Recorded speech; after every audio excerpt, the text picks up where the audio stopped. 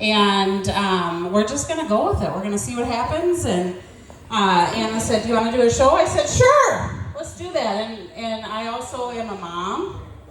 I'm a business owner. I own my own event venue. And so they hired me to work here in the winter. And so people come in asking about weddings. And I'm like, I got one too.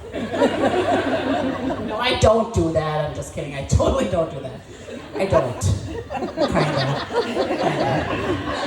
So anyway, we'll see if I still have a job here after we're done. But I'm excited to be here. I'm trying some things, so I'm going to look at some notes because, like I said, I'm a rambler. I get off topic.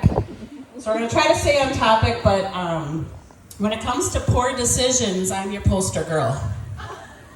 I'm going to tell you right now, there was a period in my 20s that I don't have the time to talk about, nor will I, because there are people from church here. There are people I work for here. So we're just going to kind of let that one lie. But anymore, I would say my bad decisions as someone in the perimenopause stage of life is I can no longer trust a fart. It used to be that after a night of drinking, I was like, oh, no, don't push that one out. Now it's just a regular day in menopause, and I'm like, the other day I was at the store, I'm like walking, I'm like, oh, I got a good one. I was like, oh, phew. That was a dry one. It was a dry one. But you don't know. And I never thought that, like, growing up, like, I have a grandmother, she's 92, and she used to love to shop. Now she doesn't love to do anything except for, like, throw passive-aggressive insults at you that are supposed to sound like love, but they're not. And she, like, we would go shopping, and I would lose her, and I'm like, I would just follow the smell. I'd be like, or she'd just drop them like they're hot, you know, or walking down the... Anyway, so now I understand that. Like, you cannot trust a fart in menopause. We don't do that anymore. It's just, you know, I feel like proximity to a toilet has become our identity. Like, if you are not within feet of a toilet, you are in trouble. And so for me, like, you know, you've all done the duck walk. You know you have. Like, you're like, oh, I'm going to start walking, I'm going to start exercising, I'm going to feel good about this. Like, I have done a shame walk in town. When and you're like, then you stop and you act like you're, like, picking up something off the ground. You're like, okay. Ooh, we're going to make it back. And it just, I'm sorry, but we're a family who we love poop humor. Yeah, but. So anyway, poor decisions have kind of been the way I've, like, lived my life. But I'm a GenX'r. Shout out to my GenX'ers. I feel like we're the most resilient bunch, grapes in the bunch. I feel like we've lived through it all. You know, you see them. Nobody knew what we were doing. Nobody gave a shit what we were doing. And there's no proof of it. There's absolutely zero proof of what the stuff we did. And I know my parents loved me. They were great people. They were wonderful. They loved us. They're still together. They're celebrating 51 years on Sunday. But they didn't know where the hell we were. I was always at a movie. Like, Mom, I'm going to go with Dana. We're going to go to the movie. She's like, okay, have fun. Be home by 10. We just drove around Spring Valley and Elmwood, Wisconsin we called it stalking. Because it was. Stalking boys. Not that we ever dated these boys, we just drove slow past their house. Like, they're gonna look outside and be like, I recognize that Gray and Paula. I think that's Sarah Benson. No. I didn't date in high school. I know that's shocking looking at me now, but I did not date. I was a snotty girl. I made a poor decision that I allowed my mother to perm my hair back in the day. And Because we weren't poor, but we weren't rich, so we saved money. We saved money by perming our own hair. We saved money by frost and tipping our hair. Do you know about frost and tip? If you don't, you're not a GenX'r. She would slap that cap on my head and poke my head 45 times with that frickin' crochet hook until it bled. And I always thought, well, she doesn't mean it, right? She doesn't mean it. She's just doing her hair. But then, I had a teenager daughter. And I was like, girl, I get you. And my kid's good, she's awesome, she's a good kid, but I'm like, you want a frosting tip? Especially when she's being a little shithead. She's being snotty and everything I do is stupid and I'm so lame. Like I miss the days that I could bring her shopping and she'd be like, or I'd go shopping and I'd bring her home clothes and I'd present her clothes and she'd wear the clothes. And I think the shift was probably about 6th grade, 7th grade, maybe. And I would bring stuff home and she was like, yeah, I think maybe I should be with you when you go shopping now, okay? And I was like, okay. Which made me sad because, clearly. And so we'll go shopping together and we'll be walking around the store and I'm like, oh my God, Aubrey, isn't that cute? I'll see something cute, a little cute outfit. I'm like, oh, that's cute. Because my daughter, not built like me. I've been chubby since I came out of the hoo-ha. My daughter, tall, thin, athletic. Like I feel like I need to, when I go to track meets, my daughter's a pole vaulter and they're like, oh, are you watching? Who are you watching?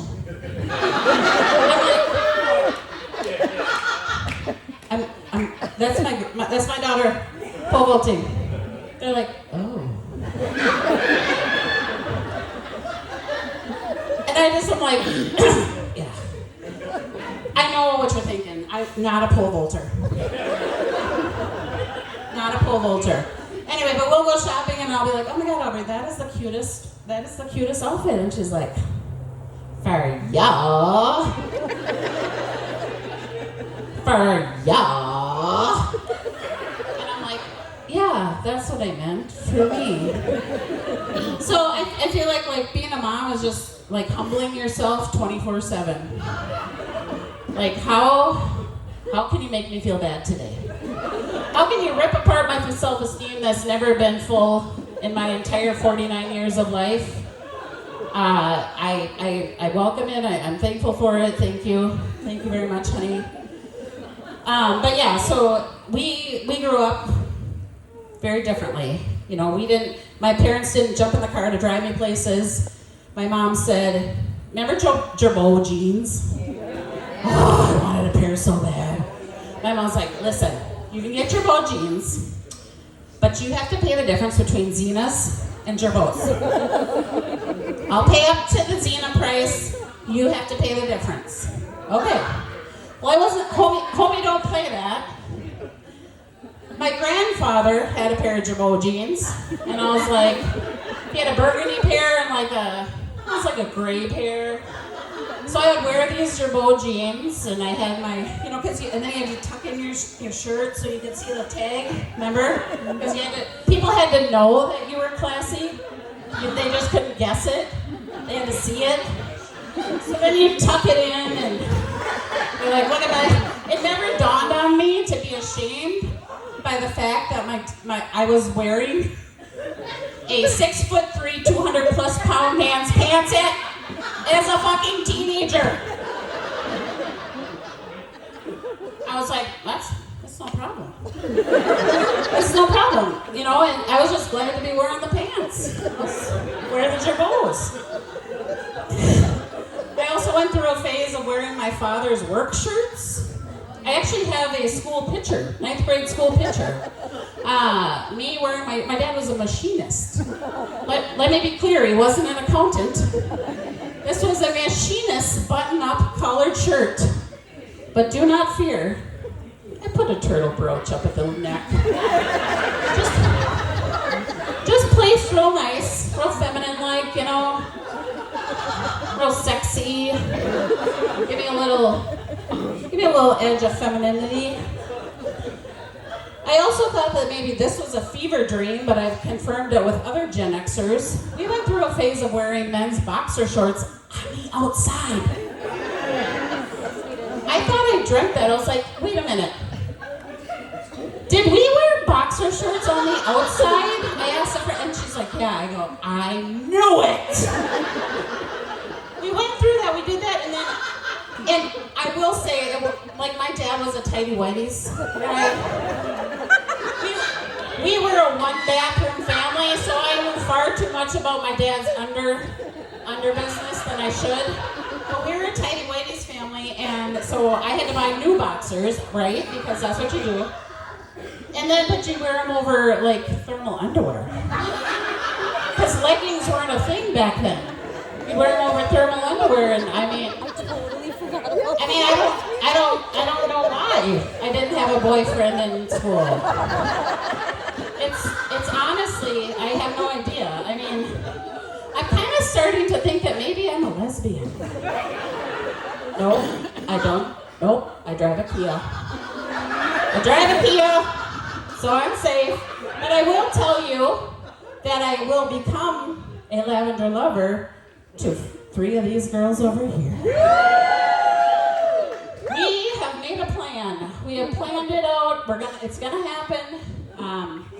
Because our husbands are for sure gonna kick it before we do. I watched enough Dateline to know how not to do it. And so we're gonna buy a place down south, and we're gonna become lavender lovers. If you don't know what that is, that's basically just a new age way of saying golden girls. So we're gonna be golden girls, and we're gonna make that happen. We're gonna make that happen. And I will tell you one thing: my grandma will sit up in her grave, my dad's mom, and clap. That woman, God rest her soul. My dad's mom, she was divorced. It was not a good divorce. And she gave me some advice when I was still single. I did not get married till I was 32. I was a late bloomer. She's a late bloomer. I was a late bloomer, and so all my cousins, if they weren't stripping, they were married. And so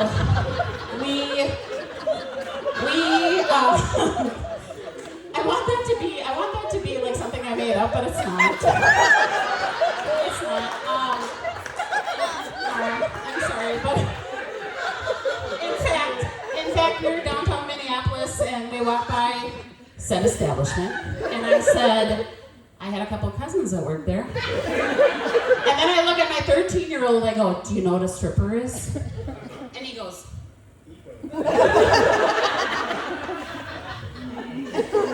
I go, Dylan, do you know what a stripper is? He goes, no. Yeah, you do. Anyway, so my grandma tells me when I'm single, she says, Sarah, I'm going to give you some advice. I said, okay, tell me, Phyllis. She says, don't get married, get a good job, buy your own house, and sleep with whoever you want. All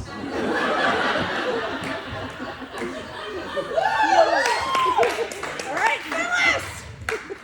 I mean, now I kind of get it.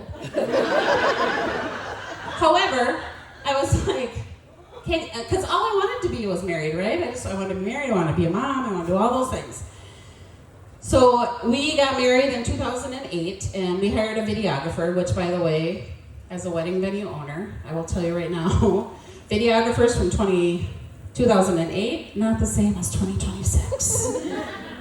So it's very like VHS, like, you know, and everything kind of cuts, whatever. So anyway, so all our grandparents were alive at that time, so they put them all in a row, sitting down, and they're like going from grandparent to grandparent, like, can you give them some advice, whatever it was. And I have it on video, so it's not made up. They get to Grandma Phyllis, and they're like, you know, what's your advice for Sarah and Jared? Stone cold, she looks at the camera, she goes, I already gave her advice. She didn't take it.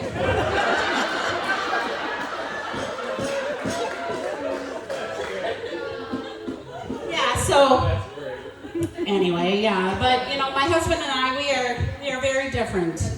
We are polar opposites. He is quiet, reserved.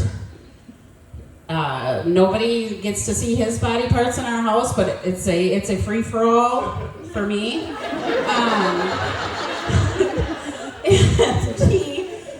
So a few years back, it's been a while now, I think my daughter was like 1. I was in a wedding of a friend, and we had rehearsal dinner on Friday night, and they had, all the food and stuff like that. And then Saturday, the wedding, things like that. I had brought home a bunch of leftover meatballs because there's a whole bunch of food left over. And so Saturday night, we get home from the wedding and we go to bed. And my husband's a dairy farmer, so he sleeps all the time. That's like his hobby. He pulls teats and sleeps. That's what he does. So we get home and he, right to bed. But of course, I've drank my weight in beer, so I'm starving. So I heat up said meatballs, because why wouldn't you? I heat up said meatballs. I mean, looking back now, it maybe was a lapse in judgment, but I brought them up to bed with me. Because I was hungry. And as he's drifting off to sleep so beautifully, and I'm like mowing these meatballs, and I don't know what it was about them, but they were the best damn meatballs I ever ate. And so I fork one, and I put it towards his face, and I say, "Oh my God, you gotta try these meatballs." And it was at that moment, that fucking meatball went on an adventure. Down his cheek, onto the pillow. He lost his mind. He grabs his pillow, throws it across the room, and says, "Who brings a foshing pillow to bed, or a foshing meatball to bed?" And I'm like, "Yeah, because I meant to drop a hot meatball on your face." As I threw him a clean pillow because he was stubborn enough just to lay on the flat bed and that was it, he was done. So I don't bring hot food to bed anymore. Sleeves of crackers after a batch of gummies? Absolutely. Hot meatballs? No more. You guys have been great, thank you so much.